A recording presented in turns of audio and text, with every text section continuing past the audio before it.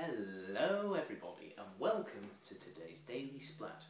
Today is our 10th video in our series of 20, which is counting down the arrival of the Premier League season. Today, team number 10 is Manchester United. We're previewing the defending English Premier League champions ahead of their title defence, arguably their most difficult title defence. So here we go. Obviously, this last summer for Manchester United, after claiming the Premier League, was somewhat overshadowed by their loss in the Champions League final to Barcelona. Whilst it was acknowledged that Manchester United probably did have the best squad in England and certainly had some fantastic players, they were a good level, but still not at Barcelona's current amazing level. And the fact of the matter is they have to improve. It's a bit of a time of change at United. United is a club which tends to fluctuate. There's never sort of a... I mean, there is a sort of... You can think of the set teams in the past. You think of the team in the early 90s, you think Brian Robson, Mark Hughes, a young Ryan Giggs, you think of the team that won the treble, you've got Keane, Scholes, a slightly older Ryan Giggs, Sheringham, Solskjaer, Cole, York, Schmeichel. You go forward a few years, you've got the team, around the time, I suppose 2003, that sort of team, just before they had that dip where they didn't win the league for 4 years. You know, you've got the team that had like a really good David Beckham and Tim Howard and Nets and newly arrived Rio Ferdinand and Ruud van Nistelrooy. And now you've got this team, which is sort of the post-Ronaldo team, a team which has changed. I think United have grown since they lost Ronaldo to Real Madrid a couple of years ago. You know, they didn't have him or Tevez, and yet they've continued to play really well. It's not the most flair-filled team, and it has relied on some old heads who have now retired or moved on. Edwin van der Sar, Gary Neville and Paul Scholes all retiring.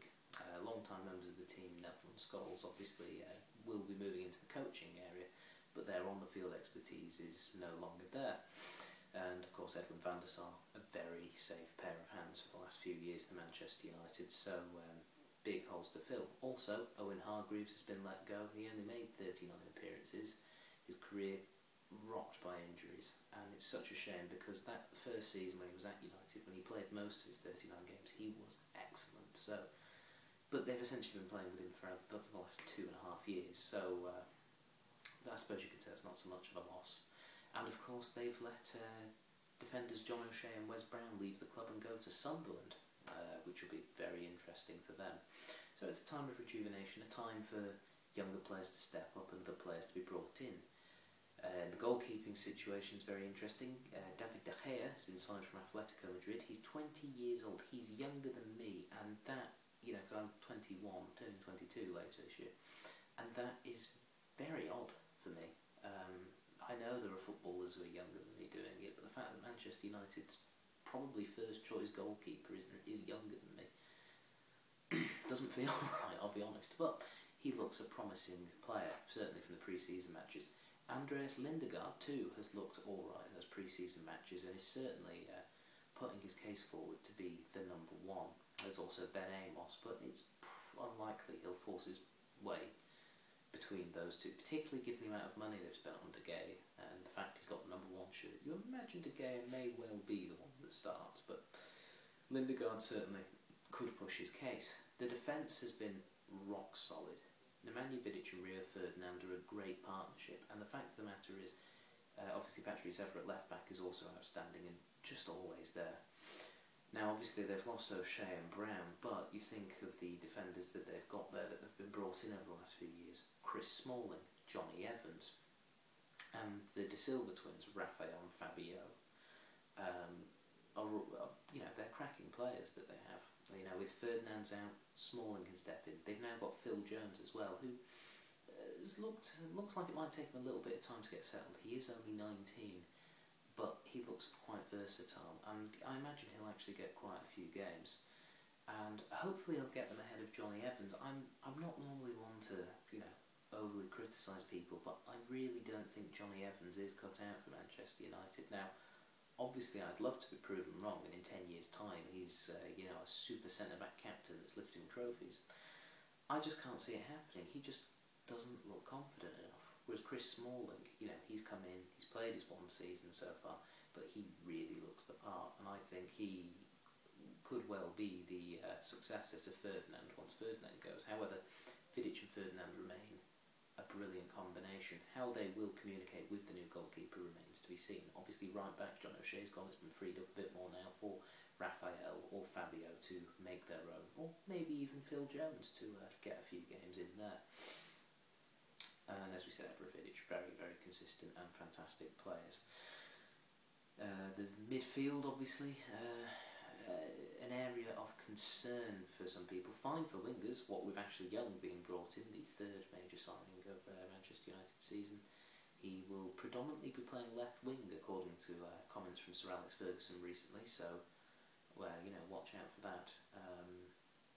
Very, very promising winger. You've got Nani, who was, you know, outstanding last season, you know, one of the best players in the league last year, and will hopefully continue to be. Antonio Valencia didn't play as much because of his horrible leg injury, but he came back and he looked good, and might have a future as a right wing back given some of the appearances he made, but will probably stick to the wing. A very good player.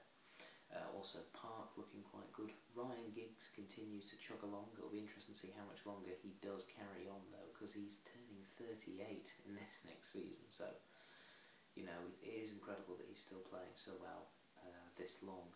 But it's the middle of the park where there are concerns. Obviously, now that Scholes has gone and Hargreaves isn't coming back, Carrick and Fletcher are the main two midfielders, who, for me, are basically almost the same player, with slight differences. Fletcher is, I think, a bit more physically imposing, whereas Carrick is a bit more like Scholes has been in his last few seasons at United, capable of making quite good long passes. Carrick I have criticised in the past, but I've recently come to the conclusion he is a little underrated. He is a very, very good passer of the ball, and he's got quite a lot of experience in him now. I think if you put him in virtually any other Premier League side, you would actually see how much quality he has. He's surrounded by quality players, and this is a season where he needs to step up. There are other options though, aside from Carrick and Fletcher. You've got Anderson, who I really hope does come good this season. He's had a couple of years to sort of almost mess around in a sense, but he needs to step up to the plate, and I'm hoping he will, and be a sort of attacking player. Tom Cleverley's looked in and could also be an option, but a lot of people feel that United need to sign Wesley Sneijder to take that particular role. I personally don't think it will happen, and if it does, it won't be till the final few days of the transfer window, but we shall see. And then there's up front, an area where United are fairly settled, with Wayne Rooney, Dimitar Berbatov and Javier Hernandez being the main three. All three can play together in a partnership, and Rooney and Berbatov could certainly play up front by themselves. Hernandez, he could as well, but I think he needs the second striker, somebody to create a run for him. But Hernandez was fantastic and will continue to be used a lot this season. Wayne Rooney, now that he's committed to the club after his contract hoo-ha, is staying. Dimitar Berbatov being linked with a move away to PSG. I don't see it happening though. He's finally found his feet at Old Trafford. He's living up to his promise, and all that money that United spent getting him from Tottenham. I think he'll stay.